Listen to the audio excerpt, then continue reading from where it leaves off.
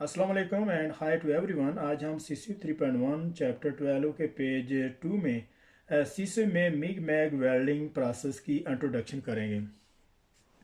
तो यहाँ पे मेटल इनर्ट गैस वेल्डिंग है, मतलब यहाँ पे मिग वेल्डिंग प्रोसेस की बात हो रही है।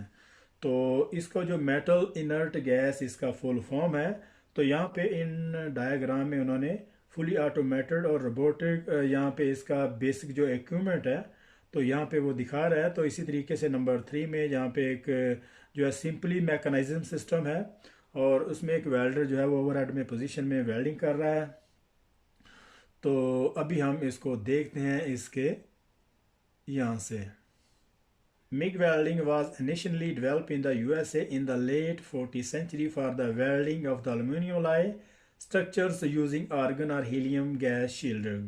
यहाँ से MIG welding was initially developed in the USA in the late 40s for the welding of the aluminum alloy structures using argon or helium as a shielding gas. तो जो MiG welding process है इसको America में develop किया गया है और ये लेट 40 सेंचुरी। तो यहाँ पे उसने 40 के आगे कॉमा लगा के एस लगाया हुआ है, मतलब ये जो है 40 की दहाई में 40 से जो 50 की दहाई है 1940, मतलब 1940 और नेक्स्ट इसकी जो 50 तक इसको जो है वो इसी में ये वेल्डिंग प्रोसेस अमेरिका में डेवलप हुआ है।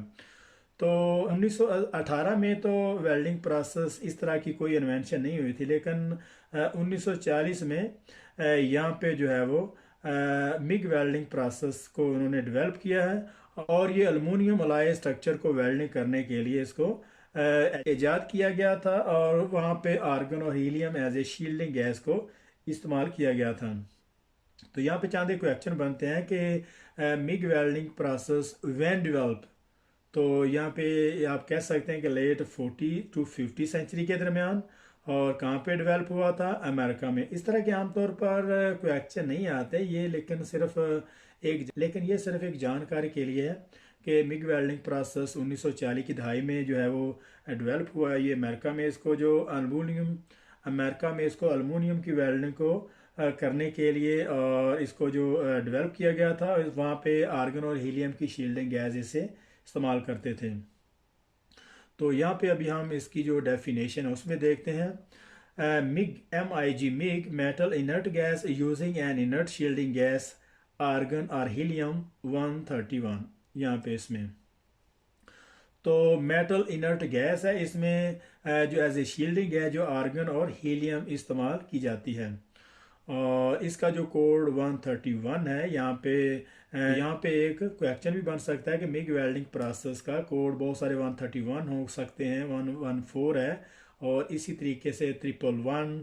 तो ये इसका जो 131 जो होगा मिग वेल्डिंग प्रोसेस का कोड है। इसी तरीके से कुछ भी यहाँ पे घुमा के पूछ सकता है। तो उसके बाद मैग है, मेटल एक्टिव गैस है और इसमें जो कार्बन डाइऑक्साइड है वो आर्गन में मिक्स की जाती है और इसी तरीके से कार्बन डाइऑक्साइड आर्गन में और ऑक्सीजन वगैरह को मिक्स करके मैग वेल्डिंग प्रोसेस को किया जाता है और इसका कोड है 135। तो मेटल एक्टिव गैस, इसमें एक्टिव का मतलब ये है कि जो कार्बन डाइऑक्साइड और इसमें ऑक्सीजन वगैरह शामिल होती हैं और अगर इनको हीट करें तो ये जो है फैल जाती हैं क्योंकि ये एक्टिव गैस हैं। और इसके मुकाबले में अगर हम इनर्ट गैसेस की बात करें जैसे आर्गन और हीलियम है, इनको जितना भी गर्म करें तो ये फैलती नहीं हैं और क्योंकि ये न्यूट्रल गैसेस होती हैं और बहुत ज़्यादा, हाँ अलबत्ता अगर बहुत ज़्यादा हाई टेम्परेचर पे इसको जो है वो हीट किया जाता है, इसको गर्म किया जाता है तो तब जाके हो सकता है इसमें थोड़ा फ़र्क हो। और अगर हम आम रूटीन वाइज जैसे हम जो टेम्परेचर मिग मैग और वेल्डिंग प्रोसेस में इस्तेमाल करते हैं इन टेम्परेचर में आम तौर पर इसको कोई फ़र्क नहीं पड़ता। तो उसके बाद GMA गमा है, जिसको ये मिग मैग वेल्डिंग प्रोसेस से जो है इसको गमा कहते हैं, गैस मेटल वेल्डिंग। इसको describe the MIG MAG process in the USA। तो अमेरिका में इसकी जो टर्म्स है वो MIG MAG process in USA, इसको ऐसे इस्तेमाल किया जाता है। इसी तरीके से flux core arc welding process है और flux core arc welding describe the flux core arc process in the USA और इसका जो कोड है 114 है। जो वायर है उसमें फ्लक्स होता है, मतलब बाहर इसकी जो मेटल की शीट होती है और उसके अंदर इसमें फ्लक्स होता है, जैसे एमएमए वेल्डिंग प्रोसेस में फ्लक्स होता है। उसमें तो इलेक्ट्रोड के बाहर होता है ना, लेकिन यहाँ पे जो फ्लक्स कोर की वायर है उसमें जो मेटल की जो शीट है उसके अंदर जो फ्लक्स जो है वो होता है, और उसमें बहुत सारे एलिमेंट होते हैं, फ्लक्सस भी उसी में ऐड किए जाते हैं। और इस प्रोसेस को flux core arc process in the USA में जो है इसकी टर्म्स को यूज़ किया जाता है, और इसका कोड 114 है। तो सबसे हम यहाँ पे इंट्रोडक्शन की बात करते हैं।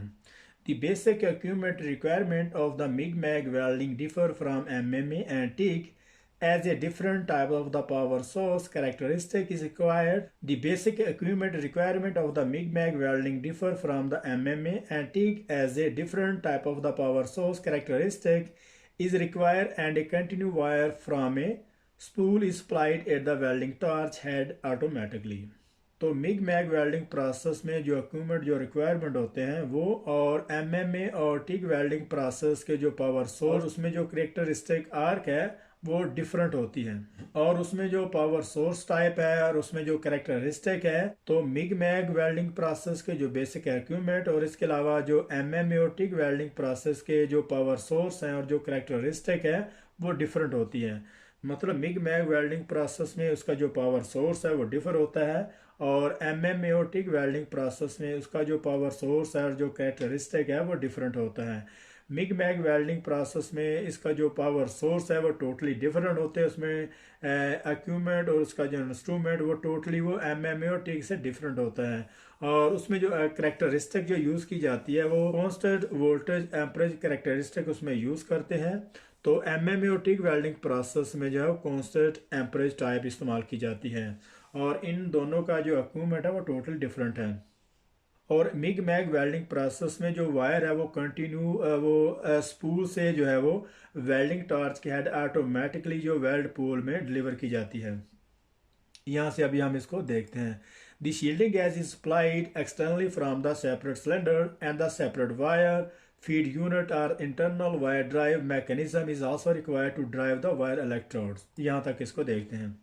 और ये जो मिग मैग वेल्डिंग प्रोसेस में जो शील्डिंग गैस है वो सेपरेट तौर पे जो सिलेंडर से प्रोवाइड की जाती है, and a separate wire feed unit और internal wire driver mechanism is also required to drive the wire electrodes. और इसके अलावा जो इसका जो वायर फीड यूनिट है वो सेपरेटली उसके इंटरनल और एक्सटर्नल दोनों तरफ से जो ऑटोमेटेड मशीन होती है उसमें जो है फिक्स किया होता है, उसमें जो है वो प्लेस होता है, और वहीं से उसकी जो ऑटोमेटिकली और मैकेनाइज तौर पर उसकी जो वायर को ड्राइव किया जाता है वेल्ड पूल में। यहाँ से अभी हम इसको स्टार्ट करते हैं। The arc is struck by the short circuit of the wire on the contact with the work piece as it is driven by the drive rolls through the linear then out through the contact tip. यहाँ तक इसको देखते हैं। तो MiG mag welding process और सबमेर्ज arc welding process में जो arc struck है वो बेस मेटल पे जब वायर जो है वो शॉर्ट सर्किट होती है, जब उस पर टच की जाती है, जब उसके साथ कॉन्टैक्ट होती है, उस वक्त जो है वो आर्क स्ट्रक होती है। और इसकी जो वायर है वो drive bye the drive ruler से, और ड्राइव रूलर से होती हुई जो लीनियर के थ्रू और फिर जो है कॉन्टैक्ट टिप के थ्रू जो है वो बेस मेटल पे टकराती है, और उसके बाद जो है वो आर्क स्ट्राइक की जाती है। यहाँ से अभी हम इसको देखते हैं। The type of the metal transfer that occur is entirely depending on the gas type being used. यहाँ तक इसको। The type of the metal transfer that occur is entirely depending on the gas type being used. और इसमें जो type of the metal transfer है, और जैसे deep transfer है, पल्स ट्रांसफर है और स्प्रे ट्रांसफर है, तो इनमें वोल्टेज और एम्परेज और इसकी जो करेक्टरिस्टिक है वो टोटली डिफरेंस है। और इसी तरीके से अगर हम यहाँ पे गैस की बात करें, जैसे कि कार्बन डाइऑक्साइड है, उसकी जो पेनिट्रेशन है उसका हीट इफेक्ट डिफरेंट होगा, और इसी तरीके से ऑक्सीजन है उसका डिफरेंट होगा, हीलियम है और आर्गन है। तो सारी गैसेस का जो पेनिट्रेशन है और इसका जो हीटिंग इफेक्ट है वो टोटली डिफरेंट होता है, और इसीलिए ये इंटायरली डिपेंड करता है कि हम कौन सी गैस इस्तेमाल करते हैं। कौन से मेटल ट्रांसफ़र में कौन सी गैस इस्तेमाल करते हैं। और इसके अलावा एम्परेज है, उसमें वायर फीड स्पीड है।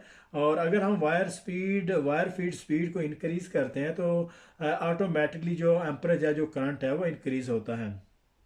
और इसी तरीके से वायर डायामीटर है और उसका जो वोल्टेज सेटअप है, और ये सारी के सारा जो कम्बिनेशन बनता है ये डिपेंड करता है मेटल को ट्रांसफ़र करने पे।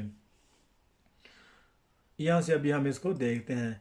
As the electric arc length is fully controlled by the power source and the wire is delivered mechanically, the process is thus classified as a semi automatic process. यहाँ तक इसको देखते हैं। और मिग मैग वेल्डिंग प्रोसेस में इसकी जो arc length है वो फुली और कम्प्लीटली तौर पर पावर सोर्स इसको जो है कंट्रोल करता है। And the wire is deliver mechanically, क्योंकि इसमें जो वायर है वो मैकेनिकली डिलीवर की जाती है। The process is thus classified as a semi automatic process. और और इस प्रोसेस को जो है वो सेमी ऑटोमेटिक प्रोसेस में क्लासिफाइड किया गया है, विच में बी यूज्ड मैनुअली, और इसको मैनुअली तौर पर भी इस्तेमाल किया जाता है। और इसी तरह से मैकेनाइज और fully automated by robotic. Photograph 1 and 2 show the basic process components and photograph 3 show simple mechanisations in the overhead position. यहाँ तक जैसे हमने फोटो 1 में और 2 में इसका जो फुली मैकेनाइज और ऑटोमेटेड और रोबोटिक सिस्टम है, ऊपर जो उन्होंने डायग्राम में जैसे हमने वीडियो स्टार्ट करते हुए देखा था, तो वो फुली तौर पर ऊपर जो दिखाया। और नंबर 3 में उन्होंने जो सिंपल मैकेनाइजर जो ओवरहेड पोजीशन में एक वेल्डर जो काम कर रहा है, तो यहाँ पे अभी हम लास्ट एक दफ़ा उसको फिर देखते हैं। और यहाँ पे metal inert gas welding process में जो नंबर 1 में जो है और नंबर 2 डायग्राम में उन्होंने जो फुली ऑटोमेटेड और रोबोटिक सिस्टम जितने भी उसके जो पैरामीटर हैं, जितने भी उसके बेसिक इक्विपमेंट हैं, यहाँ पे उन्होंने वो दिखा रहा है। और वेल्डर जहाँ पे एक जो है वो ऑटोमेटेड यहाँ पे वेल्डिंग कर रहा है। इसी तरीके से नंबर 3 में जो सिंपल मैकेनाइजेशन है उसमें एक वेल्डर जो ओवरहेड पोजीशन में काम कर रहा है। तो यहाँ पे हमारा जो चैप्टर 12 का पेज 2 था यहाँ पे ख़त्म हो रहा है। तो मिलते हैं नेक्स्ट पेज में, तब तक के लिए अल्लाह हाफिज़।